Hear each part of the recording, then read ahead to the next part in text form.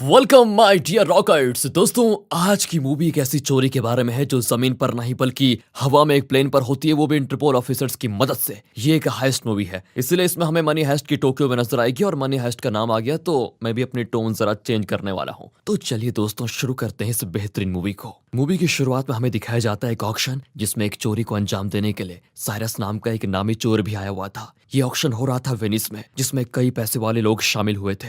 इस ऑक्शन पर कैमरों की मदद से पुलिस ने भी नजर गड़ाई हुई थी। यहाँ पर हम इंटरपोल ऑफिसर एबी को देखते हैं, जो कि इस ऑक्शन में साइरस को देख उस पर नजर बनाए रखने को कहती है। असल में एक बार एबी जब साइरस को पकड़ने गई थी, तब साइरस उसे चकमा देकर भाग गया था। यहाँ में ये भी पता चलता है कि इस ऑक्शन की लाइव स्ट्रीमिंग लंदन में की जा रही है। यानी समझ रहे हो, वेनिस के साथ लंदन से भी कई लोग इस ऑक्शन में शामिल हुए थे। अब पहले एक पेंटिंग की बोली लगना शुरू होती है, जिसे साइरस आखिर में 2 करोड़ में खरीद लेता है। यहाँ साइरस मैग्नस नाम के एक बंदे की तरफ देखता है, जो कि साइरस की टीम में था। दरअसल इस पेंटिंग को पहले ही मैग्नस ने चुराकर ब्लैक मार्केट में से सेम उसी दाम पर बेच दिया था जिस प्राइस पर साइरस ने यहाँ पर खरीदा है। इसके बाद अगला आइटम एक तरह का टैग था, जो कि असल में एनेट नाम के एक आदमी ने डिजाइन किया था। ये एक तरह का मास्क था, जिसमें करीब 482 छोटे छोटे कैमरे लगे हुए थे, जो कि लाइव मोशन को कैद करके डिजिटल आर्ट तैयार कर देता था। इसे हम एनएफटी भी कहते हैं। अब एनेट के इस प्रोडक्ट की बोली लगना चालू होती है, और इस बार ज्यादा बोली लगाकर साइरस इस चीज को भी खरीद लेता है। इतना होते ही साइरस कोड वर्ड में लिफ्ट बोलता है, और उसके इतना बोलते ही एक लड़की किसी तरह का एक बटन दबाती है और वहां की लाइट चली जाती है।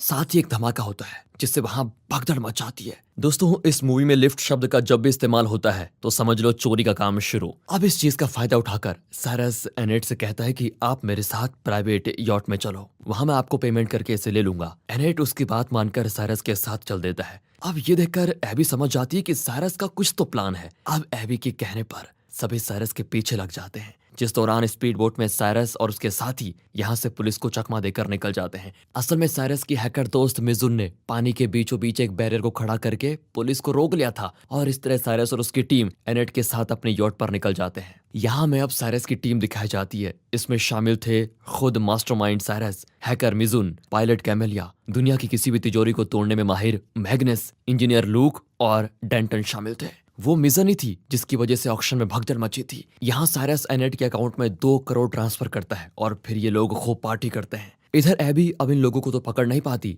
लेकिन उसने डेंटन को पकड़ लिया था। वो डेंटन से साइरस के बारे में पूछती है, जिसे डेंटन पहले तो कुछ नहीं बताता, मगर फिर जब एबी उससे कहती है कि जो पहली पेंटिंग साइरस ने चोरी की थी, उसका इल्जाम मैं तुम पर डालकर तुम्हें पूरी जिंदगी के अंदर कर दूंगा, तब इस पर डेंटन कहता है कि साइरस को पकड़ने के लिए हमें लंदन जाना होगा। दूसरी ओर जब एनेट उठता है तो वो न्यूज देखता है कि उसमें बताया जा रहा है एनेट को कुछ लोगों ने किडनैप कर लिया है। अब इस बारे में एनेट साइरस से पूछता है, तो वो कहता है कि क्या तुम्हें लगता है कि हमने तुम्हें किडनैप किया है? ऐसा नहीं है, बल्कि ये हमारी प्लानिंग का हिस्सा था। तुम जानते हो, जब मोनालिसा की पेंटिंग को चोरी किया गया था, उसकी कीमतें रातों रात आसमान छूने लगी थी। यही चीज तुम्हारी साठ के साथ होगी। इस वक्त ब्लैक मार्केट में इसकी कीमत करीब 8 करोड़ हो चुकी है, जिसे हम आपस में बांट लेंगे। एनेट ये सुनते ही साइरस के साथ हाथ मिला देता है। इधर लंदन में अभी इंटरपोल ऑफिसर हॉक्सली के बुलाने पर आती है, जो उसे लैरस नाम के एक माफिया के बारे में बताता है, जिसने पिछले महीने पहले एक शहर को डुबाकर स्टॉक मार्केट में उथल पुथल कर दी थी, और फिर इससे उसने काफी पैसे बनाए थे। इसमें लैरस के साथ लेविथन दे रही थी, जो कि शहर को डुबाने का काम पैसों के बदले में करती है।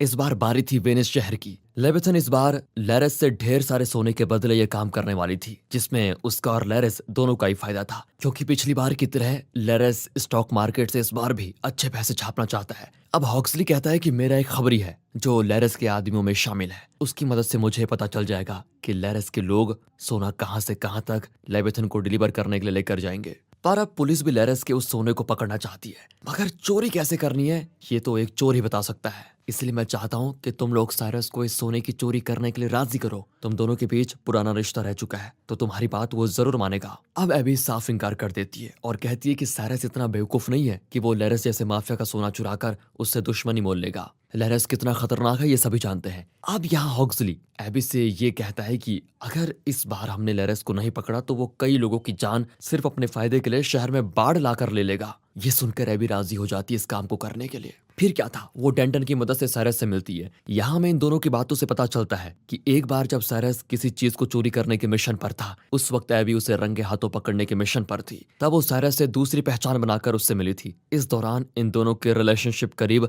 7 दिनों तक चली और साइरस एबी को चकमा देने के साथ साथ चोरी करके निकल गया था। तब से एबी उसे पकड़ना चाहती थी। फिलहाल अभी एबी साइरस को अपने आने का असली मकसद बताती है, जिस पर साइरस तैयार हो जाता है और उसे डर था कि लैरिस बहुत खतरनाक आदमी है। साथ ही अगर ऐन वक्त पर इंटरपोल ने भी अपने कदम वापस ले लिए तो मुश्किल हो जाएगी। यहाँ साइरस की शर्त ये थी कि एबी भी इस चोरी में उसकी टीम को ज्वाइन करे, पर वो इनकार कर देती है और साइरस उसे 24 घंटे का वक्त देता है सोचने के लिए, जो कि काफी सोचने के बाद अगले दिन इनके साथ उस चोरी में शामिल होने के लिए मान जाती है। अब यहाँ से शुरू होता है इनका असली प्लान। एबी बताती है कि सोने को पहले एक ट्रक में लोड किया जाएगा और फिर उसे लंदन में एक प्लेन में लोड किया जाएगा। इस प्लेन से सोना पहुंचेगा ज्यूरिक, जहां से अनलोड करके सोने को लैरिस की प्रॉपर्टी पर उसके और लेविथन के पास पहुंचा दिया जाएगा। अब यहाँ खतरा यह था कि इन्हें सोने को गोडाउन से प्लेन में शिफ्ट करने तक ही उस सोने को चुराना था। अब इतने कम टाइम में इतने सारे सोने को चुरा पाना तो नामुमकिन लग रहा था। अब इस पर साइरस कहता है कि हम इस चोरी को प्लेन में अंजाम देंगे, जिसके लिए हमें उसी प्लेन की तरह दिखने वाला एक दूसरा प्लेन चाहिए होगा।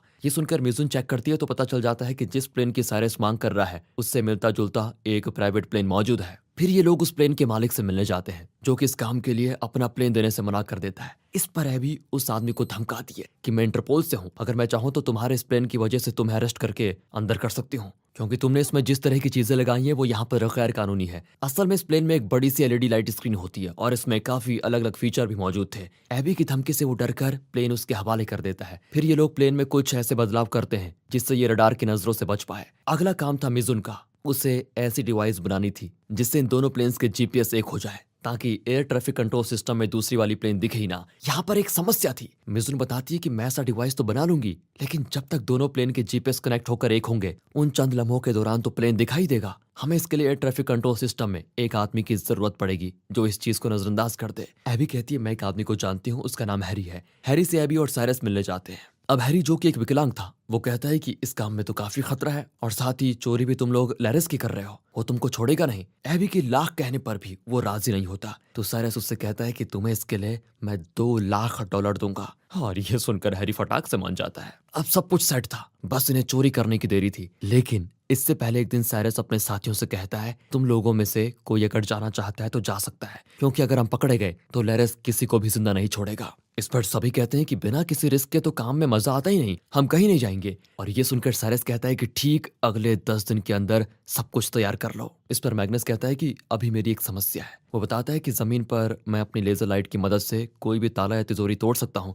मगर प्लेन के अंदर हवा में ये नामुमकिन नहीं होगा, क्योंकि उस वक्त लाइट स्थिर होनी चाहिए, प्लेन तो हिलता डुलता रहेगा। साइरस उससे कहता है कि मैं तुम्हारे लिए एक स्टेबल प्लेटफॉर्म का इंतजार करता हूँ। और फिर जल्दी मिजुन भी उस डिवाइस को बना लेती है। वो कहती है कि ये डिवाइस काफी बड़ा है और किसी बॉम्ब की तरह दिख रहा है, एयरपोर्ट में इसको ले जाना मुश्किल होगा। अब एबी कहती है कि एक काम करो, तुम उसके सभी टुकड़े अलग अलग करके सब लोगों में बांट दो, फिर इसे प्लेन के बाथरूम में पहुंचने के बाद वहां छोड़ दिया जाएगा। हाँ, ये आइडिया काफी सही था, तो मिजुन ऐसा ही करती है। फिर वो दिन भी आ जाता है जब इन्हें प्लेन पर चढ़ना था। ये लोग प्लेन पर बैठ जाते हैं, जहां हम लैरिस के कुछ लोगों को इसी प्लेन पर देखते हैं, जिसमें से 3 इकोनॉमी क्लास में और 2 बिजनेस क्लास में मौजूद थे। अभी तक ल्यूक नहीं आया था, जिसे जब साइरस कॉल करता है तो वो बताता है कि देखो मुझे सही नहीं लग रहा है, इसलिए मैं इस चोरी में शामिल नहीं हो सकता। इस प्लेन में सोना नीचे की तरफ था और इसी के साथ इनका प्लेन उड़ान भरता है, जिसके साथ उधर से कैमिला भी दूसरा वाला प्लेन उड़ाती है। वो बहुत ही अच्छी पायलट थी, तो इससे बेहतर काम कैमिला के लिए क्या ही होगा। इस दौरान मैग्नस जाकर इकोनॉमी क्लास के बाथरूम में जीपीएस डिवाइस के टुकड़ों को रख देता है। अब ल्यूक नहीं आ रहा था, तो उसकी जगह डिवाइस को जोड़कर लगाने का काम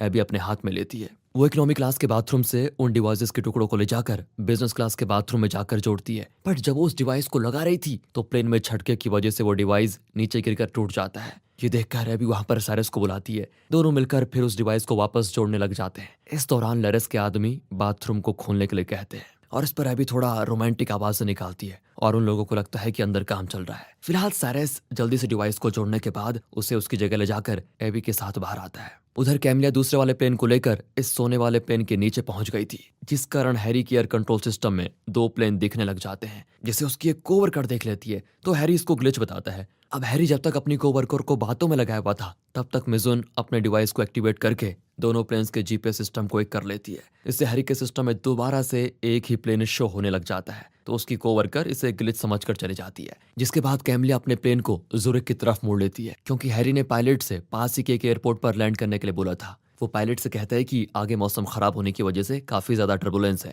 मुझे पता है मैं आपको जहाँ पर लैंड करने के लिए बोल रहा हूँ वहाँ पर लैंड करवाना खतरे में है, पर मुझे आप पर विश्वास है कि आप ये अच्छे से कर लेंगे। पायलट हैरी की बात मानकर अपना रास्ता बदल लेता है। अब इस प्लेन के दूसरे हिस्से में हम मैग्नस को देखते हैं, जो कि उस लॉकर को खोल रहा था जिसमें सोना रखा हुआ था। यहाँ लैरिस के आदमियों को शक हो जाता है और वो भी कई टुकड़ों में गन लेकर यहाँ पर आए थे। वो जल्दी गन को असेंबल करके मैग्नस की तरफ जाते हैं, जहाँ साइरस और एबी उन्हें रोकते हैं। यहाँ इनके बीच काफी बड़ी फाइट होती है, जिसमें साइरस और एबी उन दोनों लोगों को मारने में कामयाब होते हैं। पर बाकी के जो और 3 गुंडे थे उन्होंने मैग्नस के साथ एबी और साइरस को गन पॉइंट पर ले लिया था। सोना चुराने के पहले ये लोग पकड़े गए थे। अब क्या होगा? इसी बीच पायलट प्लेन को एक बर्फ से ढकी जगह पर लैंड करवाता है, जहाँ प्लेन को उतना नुकसान नहीं होता, पर अब वो उड़ नहीं सकता था। अब प्लेन ज़ुरिक के बजाय कहीं और उतर गया था, तो लैरिस एकदम से बौखला जाता है और वो ऑर्डर देता है कि जो भी मेरे सोने को चुराना चाहता है उसे मार दो। इस जगह पर कैमलिया भी अपने प्लेन को लेकर आ जाती है। अब लैरिस के आदमी पैसेंजर प्लेन में रखा सोना कैमलिया के प्लेन में शिफ्ट करके ज़ुरिक के लिए निकलने की सोचते हैं।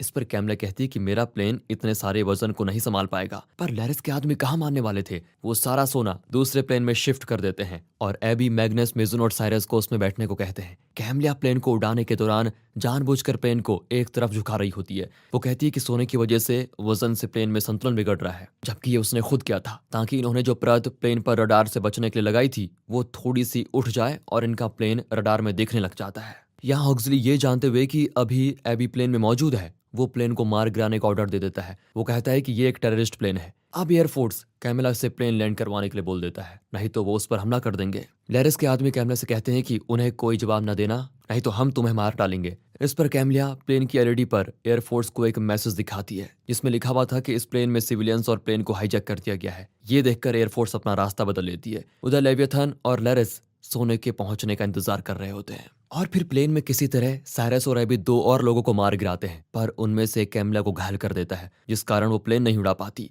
तो इस प्लेन को एबी और साइरस आखिरी आदमी को मारने के बाद संभालते हैं। फिर ये लोग किसी तरह लैरिस की प्रॉपर्टी पर लैंड करते हैं, जहां लैरिस के आदमी उन्हें पकड़ लेते हैं और प्लेन पर जिसने कैमला को घायल किया था वो जिंदा था। तो वो लैरिस से बता देता है कि इनमें से कोई एक इंटरपोल से है। अब ये सुनकर लेविथन लैरिस से कहती है कि इसमें इंटरपोल शामिल हो गई है, तो मुझे तुमसे ये सौदा नहीं करना। इतना कहकर वो जाने लगती है, तो लैरिस तो लेविथन को गोली मार देता है। फिर वो पूछता है कि तुम सब में से कौन है इंटरपोल से। इस पर साइरस झूठ बोल देता है कि मैं हूं इंटरपोल ऑफिसर, उसने ये एबी की जान बचाने के लिए किया था। अब लैरिस उसे गोली मारने वाला था, तभी वहां पर पुलिस और हॉग्जली आ जाते हैं, जिन्हें देखकर लैरिस बोलता है कि ये लोग मेरी प्रॉपर्टी पर इस सोने की डील को कर रहे थे, मेरा इसमें कोई हाथ नहीं है। इन्हें जल्द से जल्द लेकर जाओ और मेरी प्रॉपर्टी खाली करवाओ। अब यहाँ साइरस ने प्लेन में N8 के डिवाइस की टेक्नोलॉजी को इस्तेमाल करके प्लेन में कई सारे छोटे कैमरास लगाए हुए थे और प्लेन में मौजूद एलईडी स्क्रीन पर वो पुलिस को कुछ देर पहले का वीडियो दिखाता है, जिसमें साफ साफ लैरिस लेविथन को गोली मार रहा था। ये देखकर पुलिस लैरिस को अरेस्ट कर लेती है। अब एबी को भी पता चल गया था कि हॉग्जली ने ये जानते हुए कि प्लेन में वो मौजूद है,